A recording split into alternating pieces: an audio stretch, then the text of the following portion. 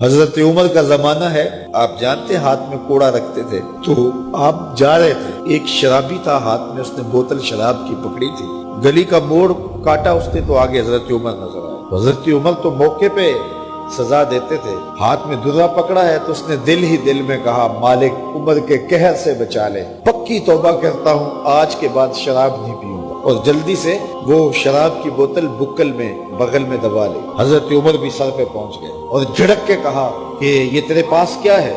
تو ڈرتے ہوئے کہا حضرت سرکہ ہے۔ تو عمر سے کہا نکال، تو جب نکالا تو واقعی سرکہ ہو گیا تھا۔ جو رب شراب کو سرکے میں بدلنے پہ قادر ہے، وہ رب گناہوں کو نیکیوں میں بدلنے پہ بھی قادر ہے۔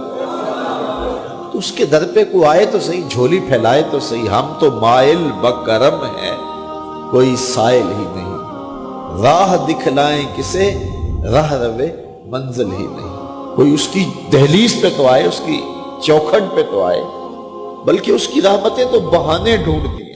بشر حافی ایک بہت بڑے شرابی تھے اور زندگی شراب کے نشے میں دھت گزرتی تھی۔ ایک دن گلی سے گزر رہے تھے، کاغذ کا ایک ٹکڑا دیکھا، اس پہ رب کا نام لکھا تھا۔ یار بندہ گناہ گار ہو بے ادب نہ ہو، گناہ گار ہو بے ادب نہ ہو۔ تو کاغذ کے ٹکڑے پہ رب کا نام لکھا تھا، اس کو اٹھایا، چوما، صاف کیا، خوشبو لگائی اور اونچی جگہ پہ رکھ دیا کہ یہ میرے رب کا نام ہے، اور شراب پینے پھر میخانے میں چلے گئے۔ وقت کے ولی کو الہام ہوا، جا ڈھونڈ بشر کو اور میرا سلام دے، اور اسے کہہ کہ تیرے رب نے تیرے سارے گناہ معاف کر دیے۔ نکلا، پوچھا بشر کون ہے؟ لوگوں نے کہا وہ تو بہت بڑا شرابی ہے۔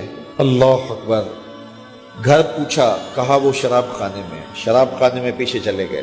وقت کا ولی اللہ شراب خانے کے دروازے پہ دستک دے رہا ہے۔ اندر سے آواز آئی، کون؟ نام بتایا، کہا میں بشر کو ملنا چاہتا ہوں۔ کہا وہ تو نشے میں دھت پڑا ہے۔ ساقی میخانہ نے کہا کہ وہ تو نشے میں دھت پڑا ہے، کہا اسے ملنے آیا۔ تو اس نے جا کے کہا کہ باہر تیرا کوئی مہمان ہے۔ تو بشر نشے میں ہی ڈولتا ہوا ننگے پاؤں دروازے پہ آیا۔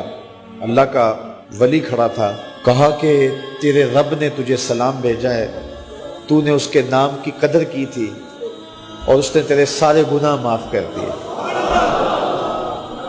بشر حافی ننگے پاؤں تھے، اس وقت نشے میں تھے۔ نشہ شراب کا تھا، لیکن رب کا سلام آیا تو یہ نشہ اس سے بھی اوپر تھا۔ جھوم اٹھے اور کہا کہ میں اب رب کا سلام آیا ہے تو اب میں ننگے پاؤں تھا، اب ساری زندگی میں جوتا نہیں پہنوں گا۔ عربی میں حافی ننگے پاؤں والے کو کہتے ہیں، تو بشر حافی کو بشر حافی اس لیے کہتے ہیں کہ وہ ساری زندگی پھر برہنہ پا رہے، انہوں نے کبھی بھی جوتا نہیں پہنا تھا، زندگی بدل گئی لیکن پاؤں میں جوتے نہیں پہنتے تھے کہ میرے رب کا سندیسہ جب میرے نام آیا تھا، میری جب تقدیر بدلی تھی، میرے رب نے جب مجھے محبت نامہ بھیجا تھا، مجھے سلام بھیجا تھا، پیغام بھیجا تھا، تو میرے پاؤں میں جوتا نہیں تھا۔ تو بشر حافی جوتا نہیں پہنتے تھے، تو رب نے کرم یہ کیا کہ بشر حافی نے گھر سے مسجد میں جانے کے لیے جو راستہ اختیار کرنا ہوتا تھا، اس راستے پر جانور گوبر نہیں کیا کرتے تھے، جانور لیت نہیں کیا کرتے تھے۔ یہ بشر حافی کی گزرگاہ ہے۔